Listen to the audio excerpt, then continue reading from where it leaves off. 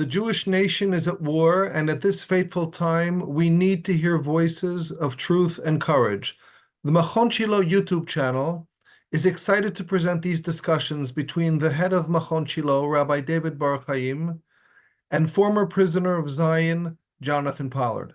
Shalom and welcome to all our viewers and to my friend Jonathan Pollard. Shalom, how are you?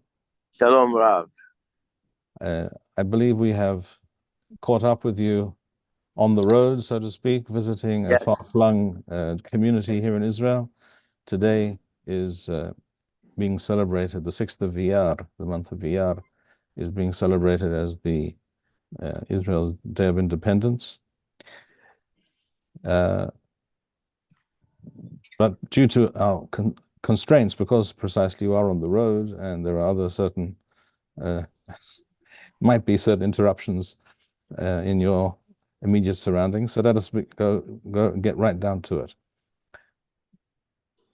Our situation vis-a-vis Turkey, Israel's relations with Turkey, seem to be deteriorating at a rapid pace. What can you tell us about this?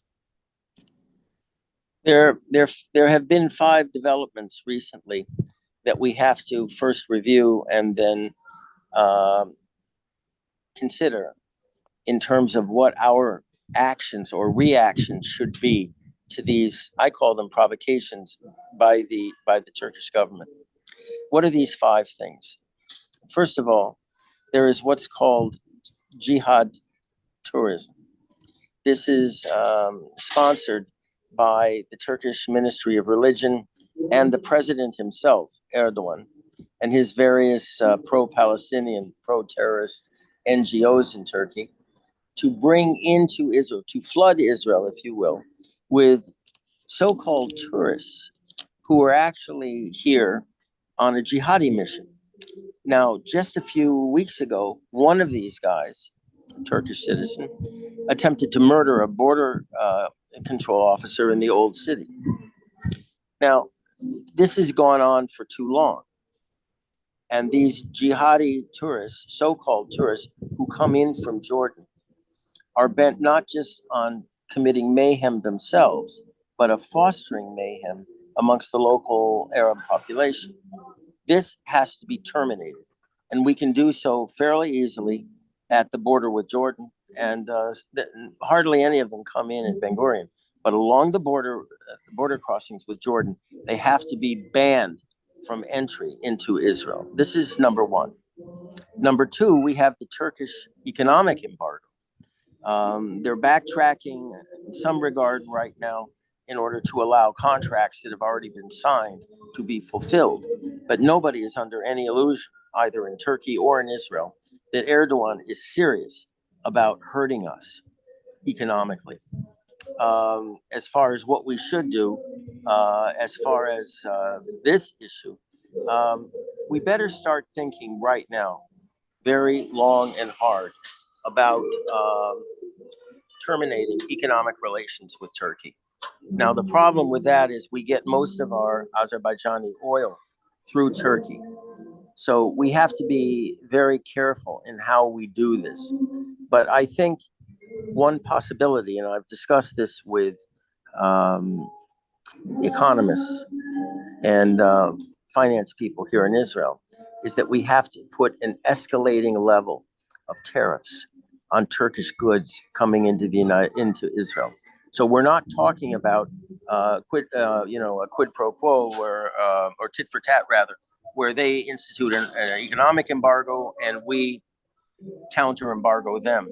What we want to do basically is be very careful on this and institute an escalating series of tariffs on all Turkish goods coming into for years to do just this, and nobody's acting on it. Now, I have been allow me just to point out, Jonathan, it is not mentioned frequently enough that Erdogan is openly and proudly a member of the Muslim Brotherhood. Correct. His government, his governing party, and the entire state apparatus that he has installed over the past 20 years or so is entirely rooted in the ideology of the Muslim Brotherhood, which is 100%. a fanatic Islamo-Nazi organization. The aims of which is to, amongst the central aims, is to bring about Islamic domination of the world, beginning, of course, with the land of Israel and wiping out the Jews. Now, Erdogan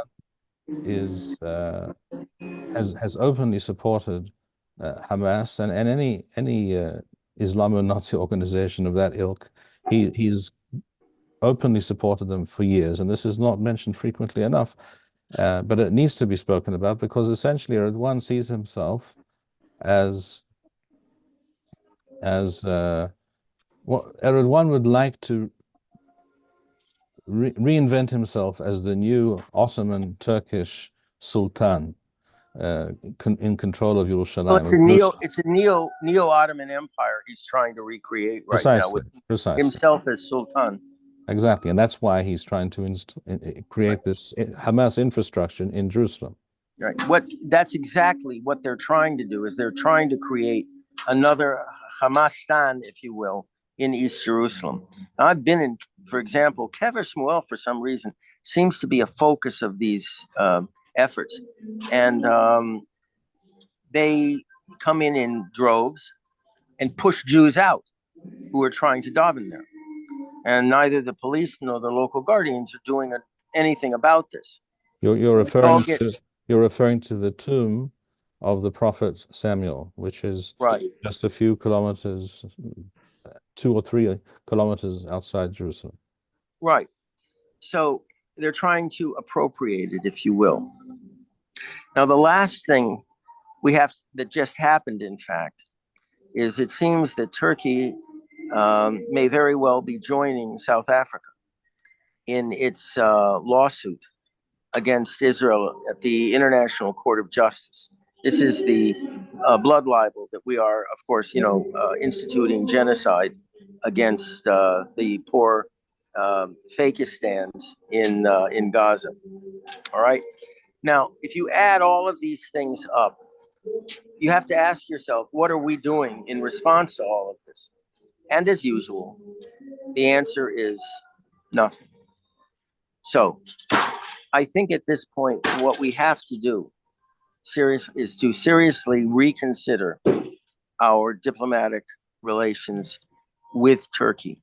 And if that means severing diplomatic relations and kicking their embassy out of the country, or kicking their diplomats out of the country, and banning Turkish airlines from landing here, and banning the jihad tourism from occurring, and instituting an ascending level of tariffs against Turkish goods and services, and bringing the issue of the Hamas patients in military terrorist patients in Turkey to the attention of the NATO High Command, then these are things that we can do. They're not very hard to do this, but our government, true to its spineless nature, has refused to do anything at all. And all this does is embolden our enemies to take further action against us.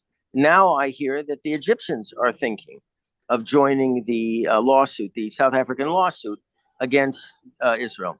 And I have suggested to friends of mine in the United States that they bring this issue to the attention of senators like Marco Rubio and Senator Cruz and others in the Republican Party, to basically warn the Egyptians that unless they withdraw their support of this blood libel lawsuit, that the future of U.S. arms and economic support to Egypt will be put under review and probably ended.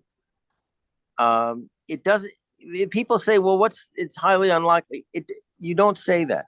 You have to start this process out with an intention of completing it along the lines that I just said. It's enough already with the Egyptians. It's enough with the Turks. But from the Egyptians, no. There is a way of handling them.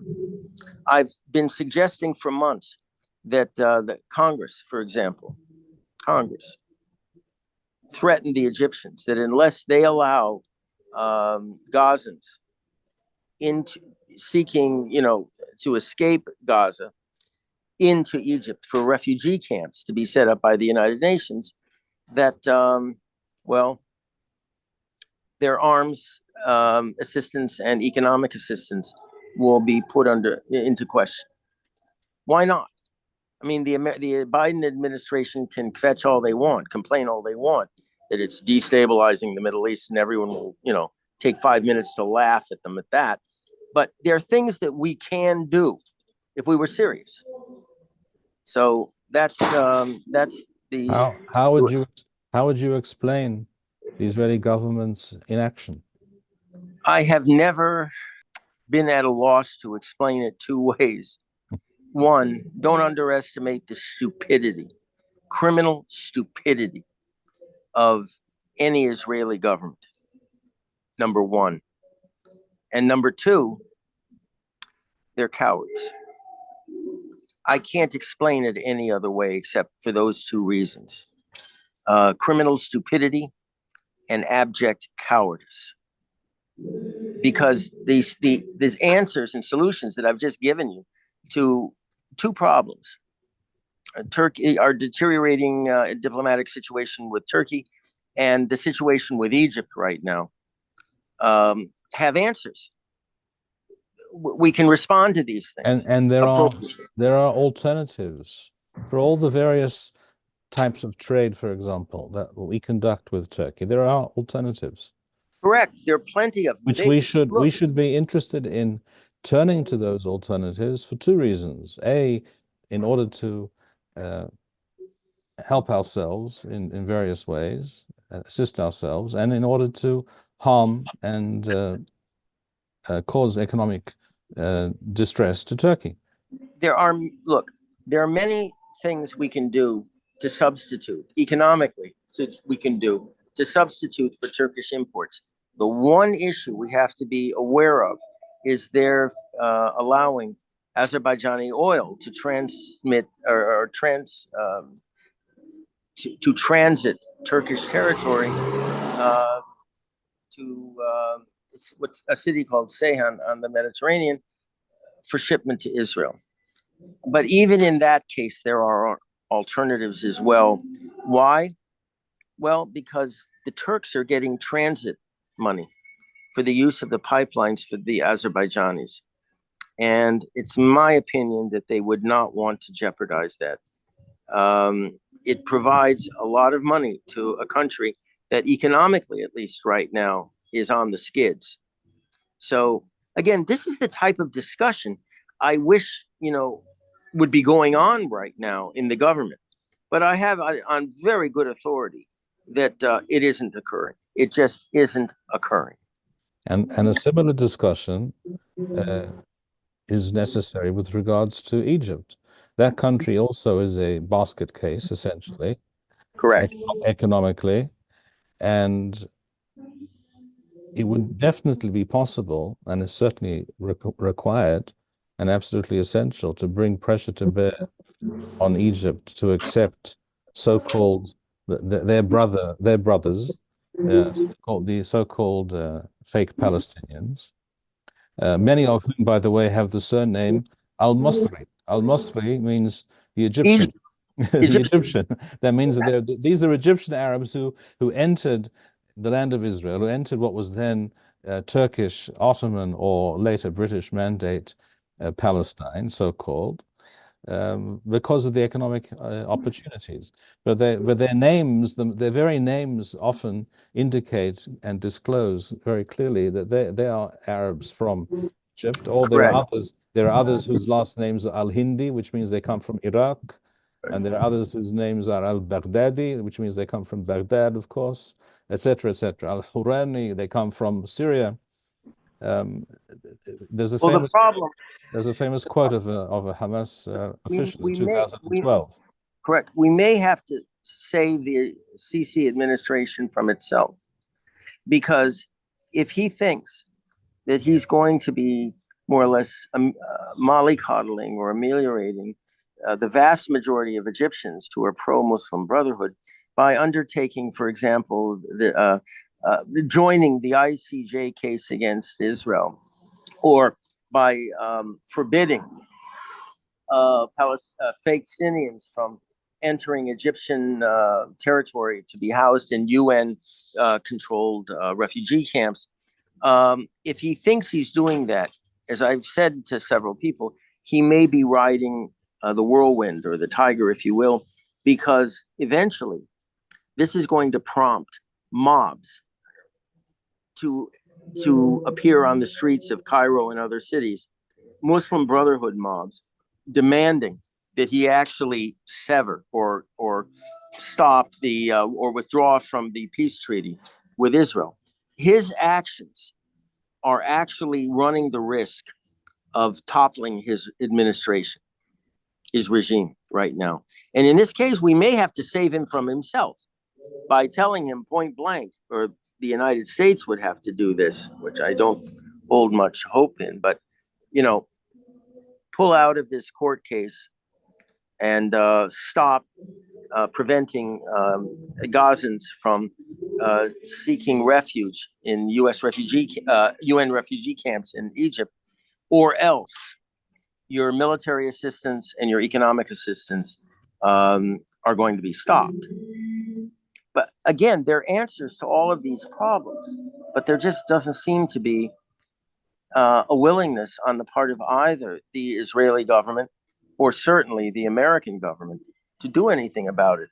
But we do have a possibility of seeking help from the US Congress in this matter.